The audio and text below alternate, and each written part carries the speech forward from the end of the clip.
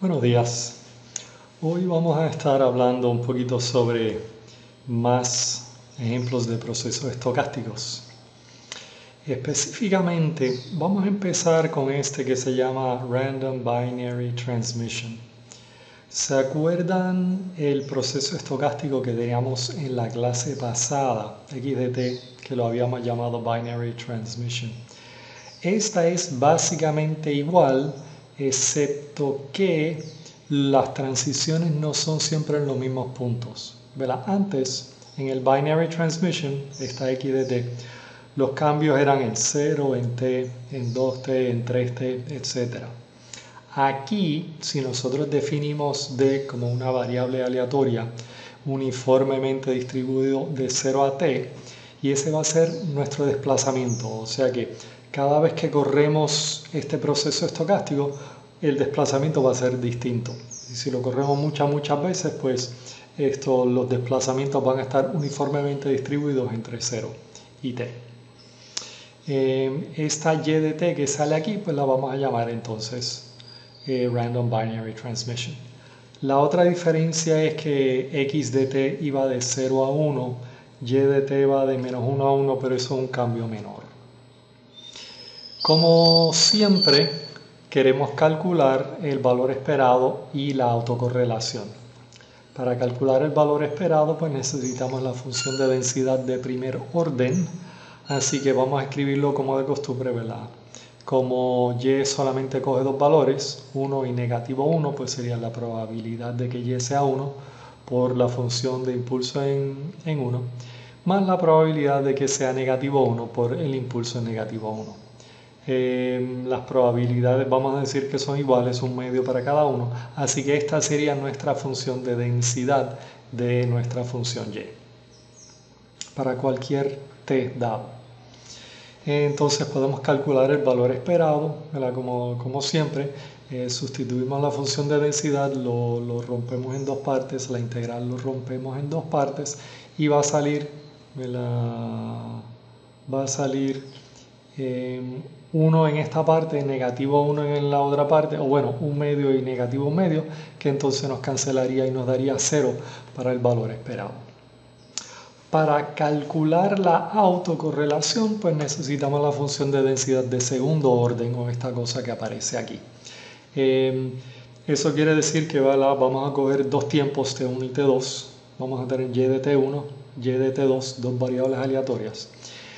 Cada una de esas variables aleatorias puede coger dos valores nada más. O sea que hay 4 posibilidades cuando cogemos las dos juntas.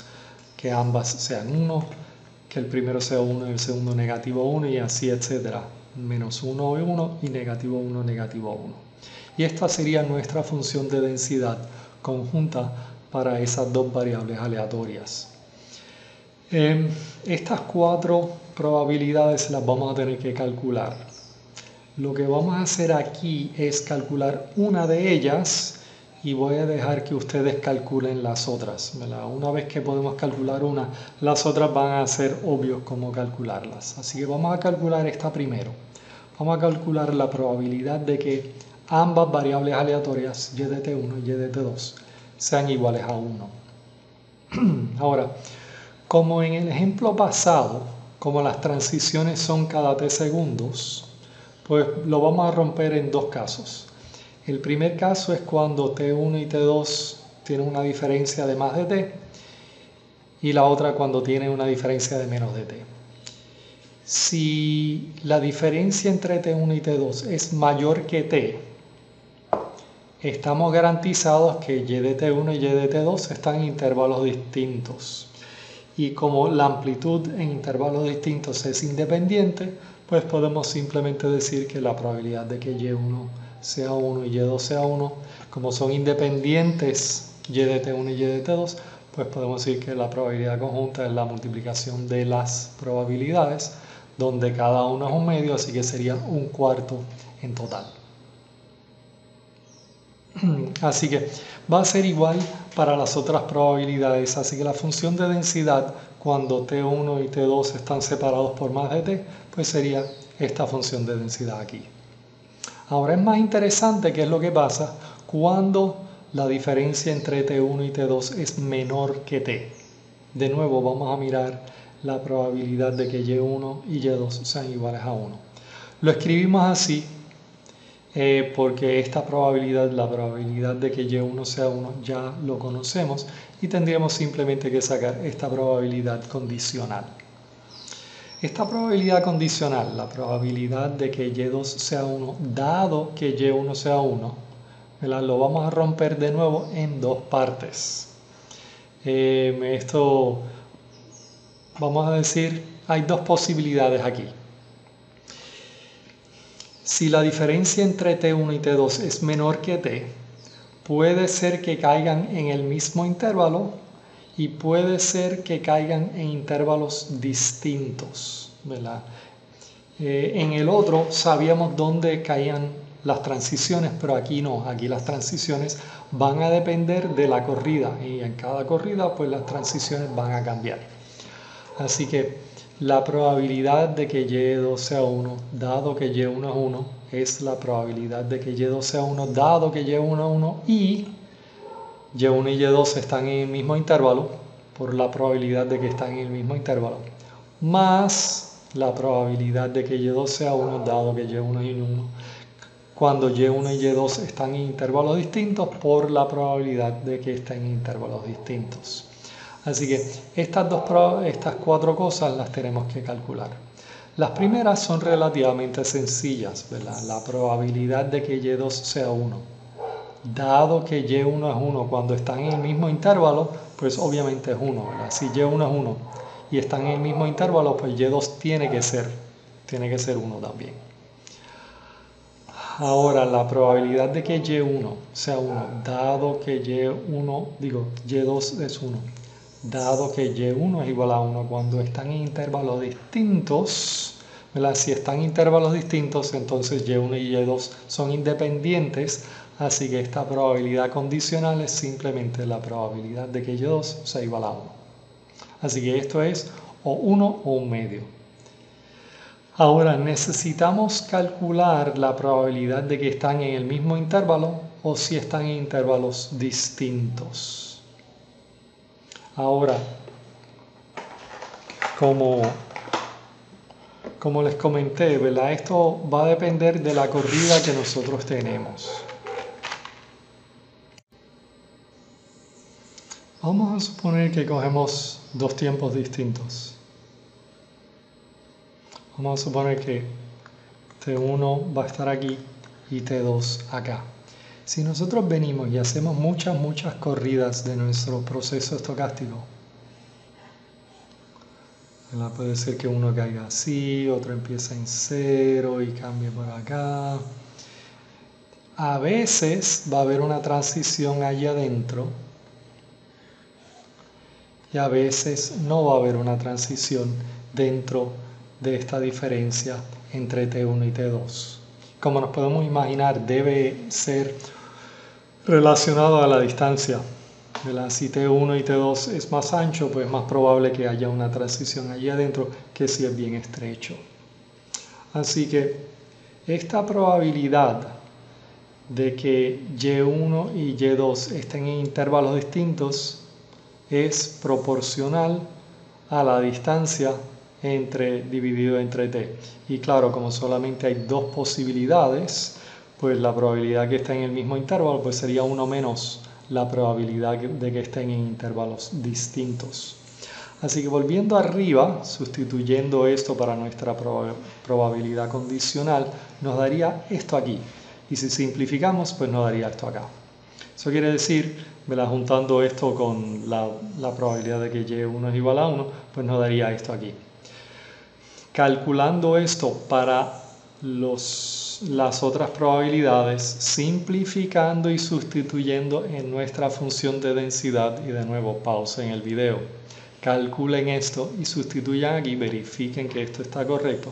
Esto sería entonces nuestra función de densidad conjunta de Y1 y Y2. Si es así, ya que tenemos la función de densidad conjunta para ambos casos, pues podemos calcular la autocorrelación. Cuando la diferencia entre T1 y T2 era mayor que T, si sustituimos lo que era la función de densidad, que era 0, ¿verdad? Pues entonces nos daría que la autocorrelación es 0 también. Cuando la diferencia es menos que T, ahora sustituimos nuestra función de densidad y claro, en la doble integral van a haber 4 términos. De nuevo, solamente voy a escribir un término aquí, voy a dejar las otras 3 para que ustedes las hagan. Y entonces haciendo esta primera, pues todo lo que no es y1 y y2 sale fuera, o sea que todo esto sale fuera, y sería una función de impulsos integrados desde menos infinito hasta infinito. Y claro, evaluamos en y1 igual a 1 y y2 igual a 1, así que nos daría 1. En los otros casos, o es o 1 o negativo 1, así que aquí daría negativo 1, aquí daría de nuevo 1. Y cuando simplificamos todos estos términos a final de cuentas, esta sería la autocorrelación que tenemos cuando la diferencia entre T1 y T2 es menor que T. Así que uniendo estos dos casos, esta sería nuestra autocorrelación en el caso total. Ahora vemos que la autocorrelación se puede escribir en términos de la diferencia de T1 y T2. Y si definimos tau como T1 menos T2, pues entonces podemos escribir la autocorrelación como en términos de una variable nada más. Y si lo fuéramos a graficar, pues sería algo así, ¿verdad? La autocorrelación tiene un máximo en 0, baja, y entonces si es más de t, pues estamos en 0. Vamos a seguir con otro ejemplo. En este caso se va a llamar el semi-random telegraph. Este proceso es similar al que acabamos de ver. Déjame poner el dibujo primero. Es similar al que acabamos de ver, pero en vez de que todos los intervalos tengan un ancho de t, aquí los intervalos también cambian de tiempo. Así que lo definimos así. Tenemos un proceso estocástico que empieza en t igual a 0, con una amplitud de 1. La amplitud es 1 o negativo 1 y puede cambiar en cualquier momento. La probabilidad de que cambie, o en otras palabras, la probabilidad de que hayan k cambios en el intervalo de 0 a t, se da con esta función aquí.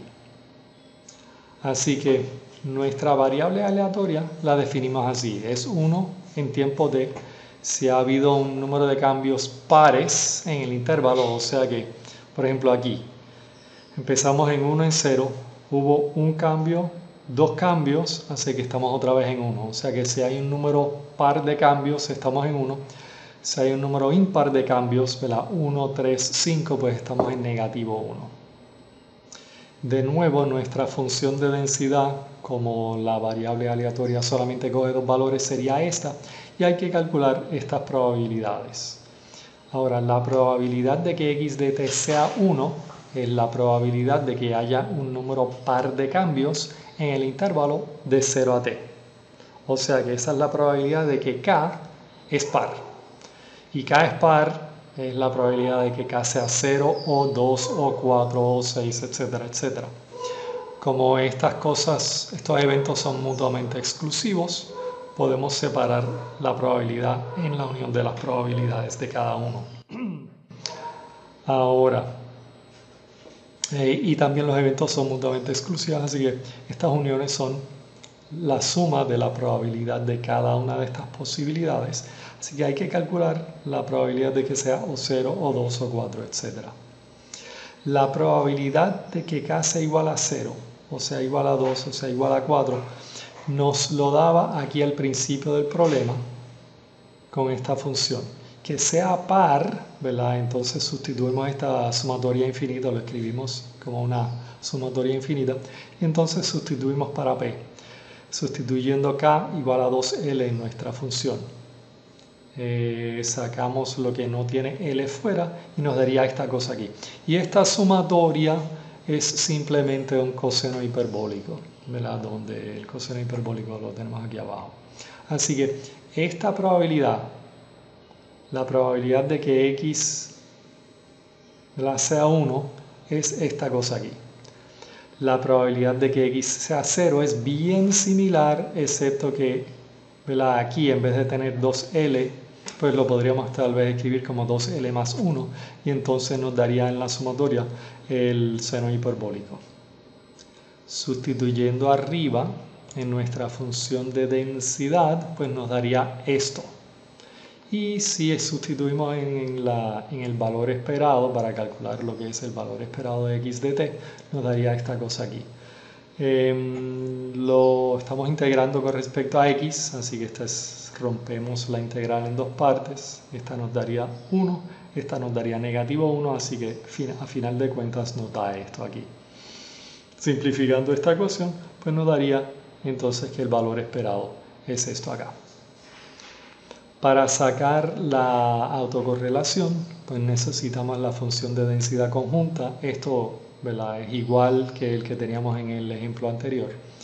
De nuevo escribimos esto de la misma forma. Ahora, en este caso, vamos a decir que T2 es mayor que T1 simplemente para simplificar nuestra notación. Y tenemos que calcular la probabilidad de que x2 sea 1 dado que x1 es 1. Ahora, para que x2 sea 1, dado que x1 sea 1, quiere decir que entre x1 y x2 tiene que haber un número par de cambios, o sea que 0 cambios, o sea que se quedó igual, o hubo 2 cambios para que vaya de 1 a negativo 1 y después a 1, o de que haya 4 cambios, o etcétera, etcétera. Ahora, esto ya nosotros lo calculamos. Un número de par de cambios, nosotros lo calculamos aquí arriba. Lo calculamos aquí arriba de 0 a t. Aquí estamos calculando un número par de cambios de t1 a t2, así que lo podemos escribir de esta forma. De nuevo, pausa en el video, vayan a través de la derivación. Asegúrense de que esto está correcto. Entonces, la probabilidad de que x1 sea 1 dado y x2 sea 1, pues entonces nos daría esta cosa aquí. Simplificando, nos daría esto. Ahora, sacamos la función de densidad conjunta. El primer término lo calculamos, estoy dejando las otras tres para que ustedes las calculen. Ahora, es un cambio mínimo, esto no deberían tener problema calculándolo. Ahora, tenemos que sustituir esto ahora en nuestra integral de autocorrelación. Aquí tenemos la autocorrelación, sustituimos y de nuevo esto nos va a dar 4 términos. Vamos a mirar el primer término. Así que tenemos este primer término multiplicado por x1 y x2 y estamos integrando con respecto a x1 y x2 también. Sacamos todo lo que no tenga que ver x1 y x2 y en este caso de nuevo nos daría 1, así que nos daría este término aquí. Hacemos lo mismo para los otros tres términos y vemos que tenemos la multiplicación de estos dos cosenos hiperbólicos. Escribiendo los cosenos hiperbólicos en términos de exponenciales, nos daría esto acá. Y entonces las podemos multiplicar y simplificar, ¿verdad? Este primer término, escribiéndolo no como cosenos hiperbólicos, sino como exponenciales, nos daría esto, donde podemos ahora multiplicar y simplificar. Y esta cosa aquí nos daría este término acá. Nos va a dar algo similar para los otros tres términos. Si hacemos eso, si sacamos esto para todos los términos, varios términos se van a cancelar, simplificamos y a final de cuentas nos da esta función aquí.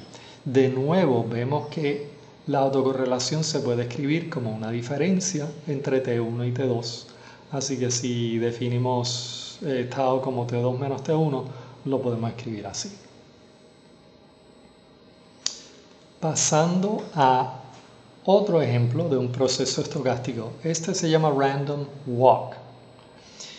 Esta la vamos a definir de la siguiente forma.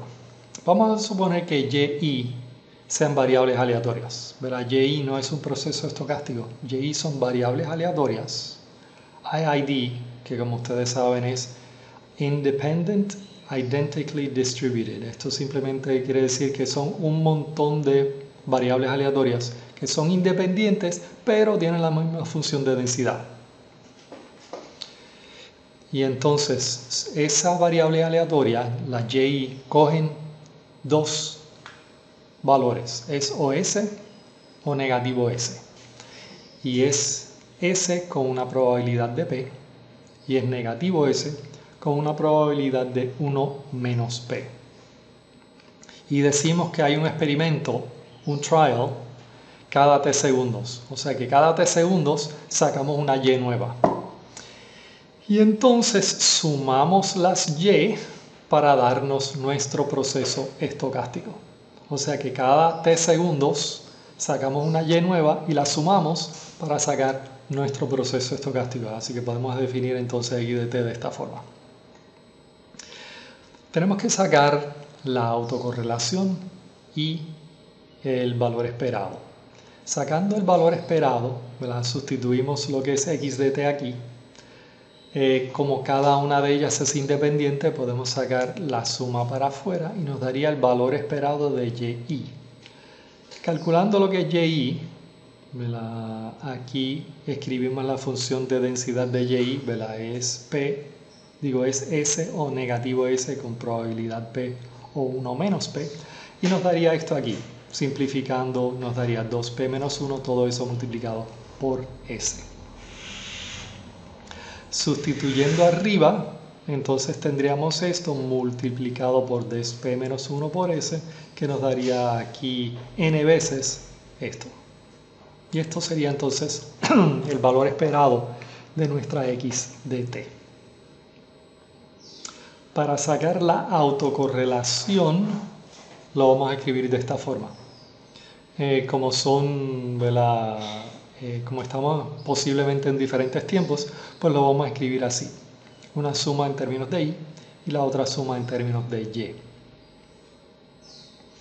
Y vamos a decir que T1 es menor que T2 simplemente para simplificar nuestra notación.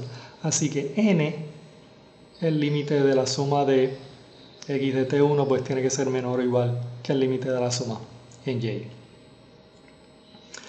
Ahora, hay dos posibilidades. N es o igual a m o menor que m. Si n es menor que m, tenemos esta condición aquí. ¿Verdad? Como m es mayor que n, esta suma que va de 1 hasta m lo vamos a romper en dos partes, de 1 a n y de n más 1 hasta m. Y entonces hacemos la multiplicación. Esta primera, el valor esperado, hacemos la multiplicación de estos dos términos y nos da el segundo término acá. El primer término, sacamos las sumatorias para afuera, nos daría la multiplicación de y por yj.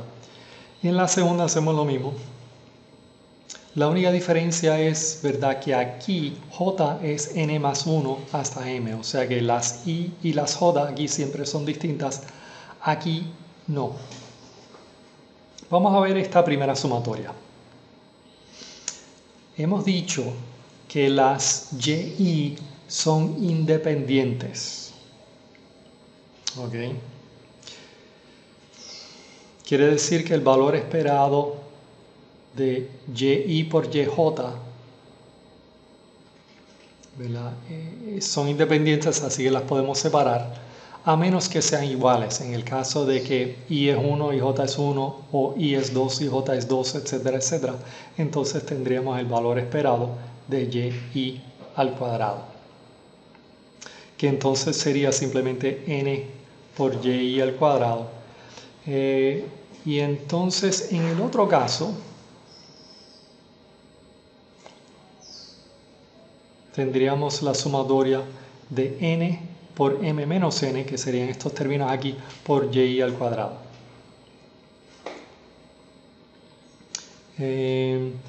Los términos aquí, cuando i no es igual a j, pues tendríamos estos casos aquí, que sería la segunda parte de la sumatoria. Y una vez que sumamos todos estos términos y las simplificamos, nos daría esto acá, donde el valor esperado de y al cuadrado sería s al cuadrado. En ese caso, ¿verdad?, el caso de que n es menor que m, entonces nos daría que la autocorrelación es esto aquí, ¿verdad?, sería esto acá, que lo acabamos de calcular, que sustituyendo aquí esto sería n por s al cuadrado y esto sería m menos 1 por n por esto que es 2p menos 1 por s, todo eso al cuadrado. Y si simplificamos nos daría esto acá. En el caso de que n es igual a m, tendríamos este caso acá. Sería el caso donde la segunda sumatoria fuera igual a 0 y solamente tendríamos este término o solamente tenemos este término aquí para el segundo caso. El caso de que n es igual a m. Así que eso terminaría con nuestra autocorrelación, los dos casos en que T1 y T2 no son iguales y m y n pues o es menor o es igual a. Antes de terminar, quería hacer uno de los ejemplos del libro. Este es el problema 4.5. Este es bien parecido a algunos de los problemas que hemos hecho, excepto que en este caso la amplitud, en vez de ser 1 o negativo 1 o 1 y 0 como en los casos anteriores, aquí la amplitud puede coger cualquier valor entre 0 y 1 y nos dice que está uniformemente distribuido en 0 a 1. Nos dice que cambia cada vez segundos, donde b es una constante, y la primera transición es en el valor e, donde e de nuevo está uniformemente distribuido de 0 a b. Esto es parecido al ejemplo arriba donde teníamos el Random Binary Transmission, excepto que en ese caso solamente teníamos dos valores fijos para la amplitud. Aquí la amplitud puede coger cualquier valor entre 0 y 1. De nuevo, calculando el valor esperado y la autocorrelación, necesitamos esta función de densidad. Ahora, en el caso arriba, como la amplitud solamente cogía dos valores, era relativamente sencillo sacar esa función de densidad. Aquí, por lo menos para mí, es más fácil calcular la función de distribución y sacar la derivada para sacar la función de densidad. Por ejemplo, la función de distribución, ¿verdad? Esta es la probabilidad de que x de t sea menor o igual a alguna constante x. Como el proceso estocástico solamente coge valores entre 0 y 1, pues esa probabilidad es 1 si x es mayor o igual a 1. Es 0 si x es menor que 0. Y es proporcional a x si x está entre 0 y 1, ya que la amplitud está uniformemente distribuido entre 0 y 1. Cogiendo la derivada de esto nos daría esto y entonces ya tendríamos nuestra función de densidad. Calculando el valor esperado, ¿verdad? Nos daría que es un medio. Razonable, ya que la amplitud puede coger cualquier valor entre 0 y 1, es razonable que el valor esperado sea un medio. Para sacar la autocorrelación, pues entonces aquí necesitamos calcular, ¿verdad?, la función, el valor esperado de la multiplicación o, ¿verdad?, calcular la densidad conjunta. De nuevo, como las transiciones no pueden ser más grandes que b, si la diferencia entre t1 y t2 es más grande que b, entonces x1 y x2 caen en intervalos distintos y son independientes. Así que la función de densidad conjunta es simplemente la multiplicación de sus funciones de densidad. Y en ese caso, ¿verdad?, como sabemos que cada uno es un medio, pues, calculando el valor esperado, ¿verdad?, el valor esperado sería la multiplicación de los valores esperados, cada uno es igual a un medio, así que esto sería un cuarto para la autocorrelación. Ahora, cuando la diferencia entre T1 y T2 es menor que B, ¿verdad?, como en este caso aquí, T1 y T2 es menor que B, hay dos casos de nuevo. Puede ser que haya una transición entre medio de T1 y T2 y puede ser que no haya una transición, ¿verdad? O sea que puede ser que estén en el mismo intervalo o pueden ser que estén en intervalos distintos. De nuevo, si están en intervalos distintos son independientes. Si están en el mismo intervalo, pues son la misma variable aleatoria. Así que si T1 y T2 están en el mismo intervalo, pues entonces son iguales. O sea que esto simplemente sería x al cuadrado por la función de densidad individual, que nos daría un tercio.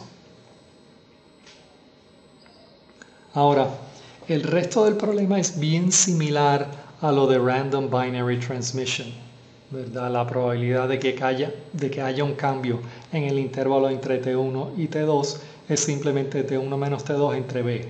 En el caso anterior era T1 menos T2 entre T mayúscula. Aquí las transiciones son B, así que se divide entre B. Y lo demás, el resto del proceso para sacar la autocorrelación es lo suficientemente similar al otro caso, así que no lo voy a calcular aquí. Y nos daría esto.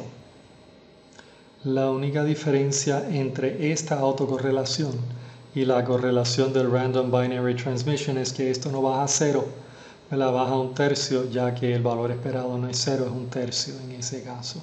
Así que es bien parecido, excepto tiene un desplazamiento hacia arriba de un cuarto.